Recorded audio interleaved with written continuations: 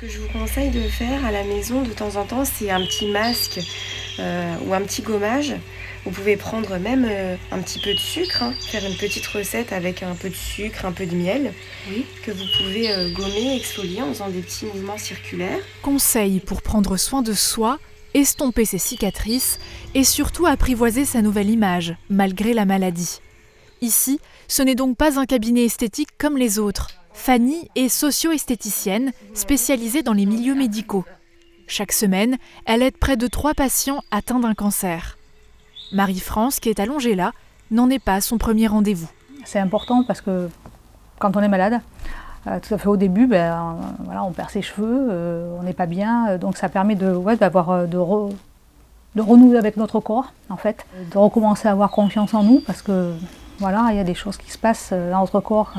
Ça permet aussi de rencontrer cette jeune femme qui est extraordinaire, qui a notre écoute, et qui sait comment ça se passe et qui en a vu d'autres, bien sûr. Donc on n'est pas tout seul aussi.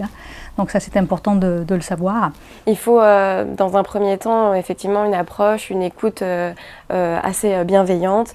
Il ne faut pas brusquer, c'est-à-dire que si la personne ne veut pas que l'on touche, par exemple, un endroit où des fois la personne est assez pudique sur quelque chose, alors il faut absolument respecter ça. Il faut d'abord écouter, dialoguer et ensuite, après, faire le soin qui est demandé.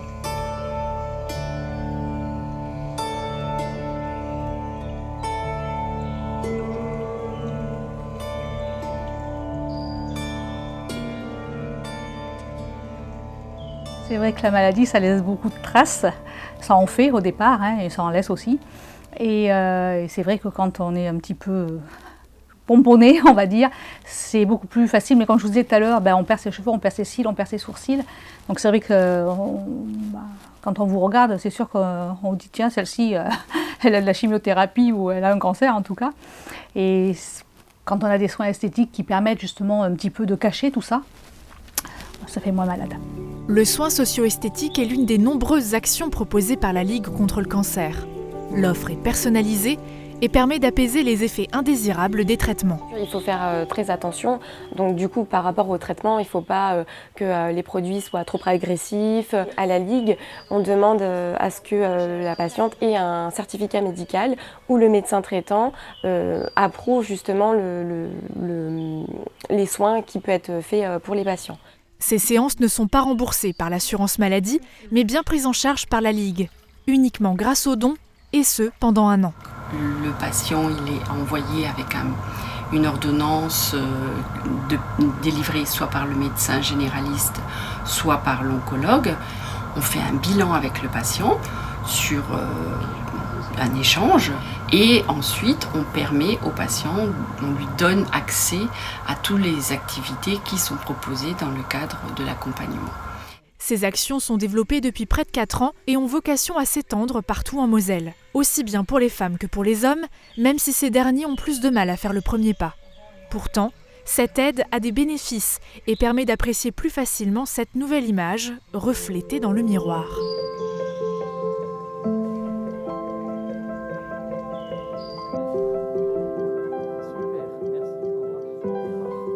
Donc là, on est dans une coupe un peu plus longue. Voilà, c'est toujours très naturel. On a les petites racines qui vont bien. Là, on peut voir le cuir chevelu au travers. C'est fait pour que la cliente puisse porter, même en été, ce genre de prothèse sans être incommodée. Car l'un des plus gros complexes liés à la maladie est la perte des cheveux. Ces prothèses capillaires, plus vraies que nature, sont un remède pour les patients.